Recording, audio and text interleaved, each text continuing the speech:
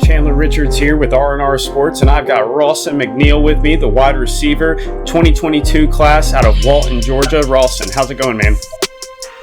Going great. Thank you for having me.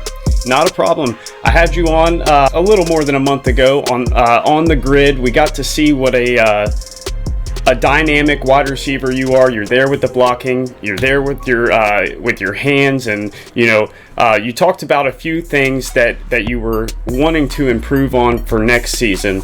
I just got to ask you, how's it been going in that process, and kind of highlight a few of those things that you had been working on during this off season. Yeah, it's been really good. I spent a lot of my time training during the off season to get faster.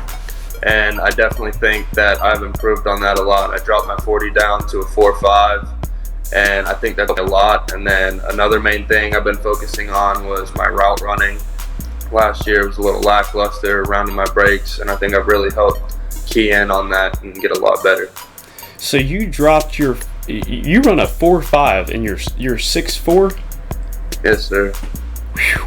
Man, that's some tall speed right there, is just what I'm going to call it, man. Now, that's a man with the height and the speed. I don't know a coach that wouldn't want that on the outside running routes for him. That you're really keying in on, certain areas of your style of play and trying to, break them down and really get that, formula right, because you've got it already. And I told you last time, identifying the problem is half the battle. But we wanted to bring you back on because, recently there's been a lot of people talking about the coronavirus and the effect that it's having on the 2021 class, in which it is, especially in the states that are postponing their seasons, and the athletes aren't being able to showcase in their senior seasons, but they don't really highlight the fact that it's more affecting your class, the 2022 grads,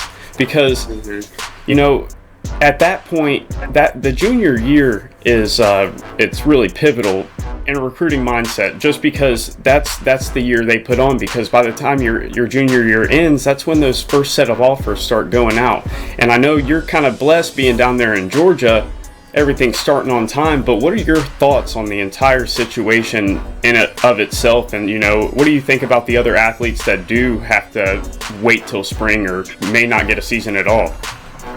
Yeah, I definitely think the senior class, it's going to be really hard to be a senior this year. You're going to have to prove yourself no matter how many games you get, and if not, you're going to have to prove it in camps. But especially for my grade, junior year is such a pivotal year. I know my whole grade was worried sick that we weren't going to get a season and have to basically pray on our senior year. And I mean, for the kids that play multiple sports, if it gets postponed and it runs into another season, they're going to have to make that decision on what they're going to play. And it's going to be really hard for that. No doubt, man. And, before you found out, which I think it was about 2 weeks ago, that Georgia had announced that, everything was good and going to start on time. Before you found that out, what were you doing to make sure that, you were still in tip-top shape, ready to go, even if the season got postponed and we had to wait, and just, whenever they dropped the hat and said, let's go, you were ready? What were you doing up until that point to stay peak? Yeah, I mean, I was training almost every day, running routes, going to camps here and there just to get some work against actual defenders, get some competition, get used to what it feels like to play actual football again. Yeah, man. And it's great being able to see the stuff that you're doing. I've seen, all the tweets and the videos that come out, and you're working with some great athletes around you too. So it kind of, that always helps elevate your game a little bit. Now, I gotta ask, you got a pair of offers here recently. Give us a little bit of info on those, and how does it finally feel to have a couple options available to go play the sport you love and get an education?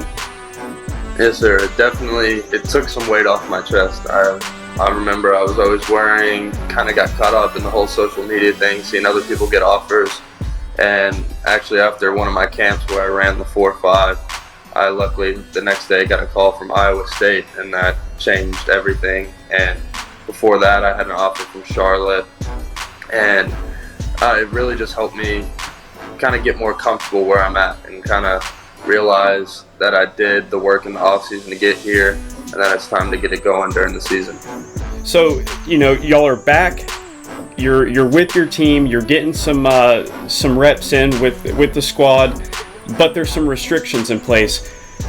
How has it been, coming back into it after a little bit of time off where you normally would have been practicing, and now there's, guidelines in place where you can't exactly all be together as one team.